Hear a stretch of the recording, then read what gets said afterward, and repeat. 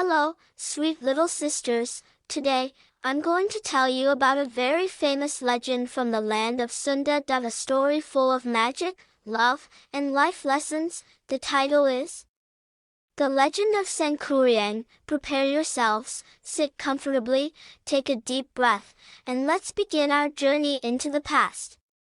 In a peaceful kingdom in West Java, there lived a beautiful princess named Dayang Sumbi. She was renowned for her beauty and her gentle heart.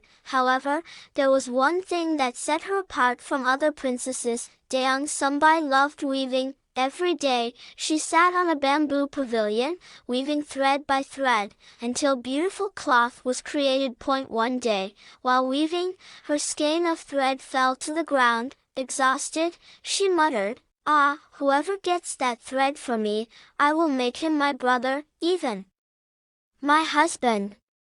Suddenly, a dog named Tamang came and took the skein of thread with his mouth. Dayang Sumbi was shocked.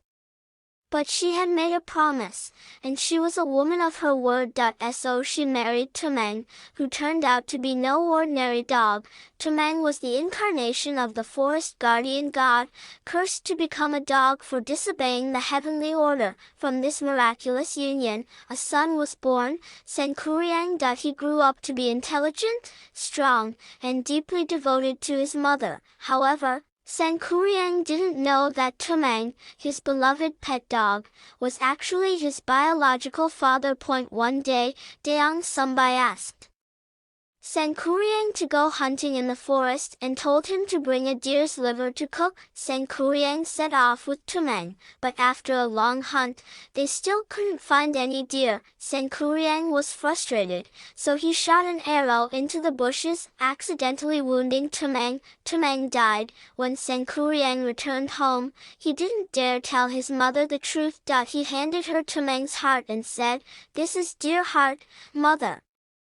Dayang Sumbi cooked it and ate it without suspicion, but while cooking, she noticed something. Tamang's feathers were near the stove. She was shocked and angrily asked Sangkuriang, "Where did you get this meat?" Sangkuriang innocently replied, "From Tamang, mother. He didn't want to hunt, so I killed him."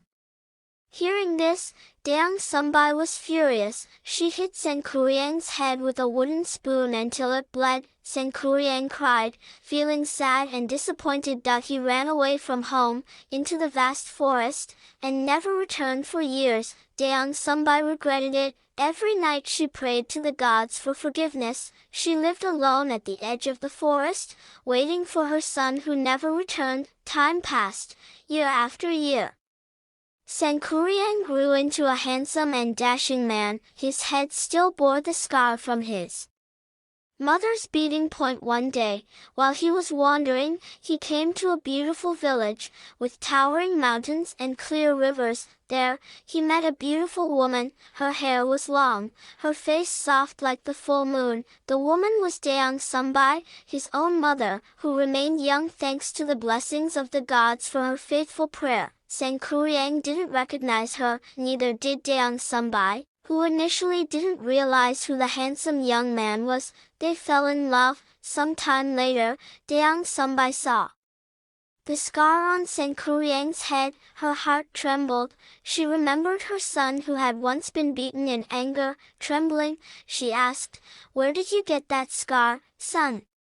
Sangkuriang replied, "From my mother, long ago, because I killed her pet dog." Dayang Sumbi was shocked. Tears fell from her eyes. She realized that the man she loved was her own son. Gently but firmly, Dayang Sumbi rejected Sangkuriang's love, but Sangkuriang insisted, "No, I love you, and I will marry you, whoever you are." Dayang Sumbi thought hard about how to refuse without hurting his feelings. Finally, she made a condition. "Very well, if you want to marry me, build a large lake and a giant boat in just one night. If dawn breaks before the work is finished, the wedding is off." Sangkuriang agreed that he used his magical powers, commanding spirits and ghosts to help. They worked quickly all night. The mountain was dug, the river was channeled, the trees were cut down, and the large boat was almost complete. Dayang Sumbi began to panic. She was afraid that Sangkuriang would actually be able to complete his task. So, using her wits, she took a white cloth and spread it across the eastern sky. The light from the cloth reflected rays like the dawn approaching. The rooster crowed, the birds began to sing, the spirits stopped working, thinking morning had arrived. Sangkuriang was furious. Who dares deceive me? In his anger,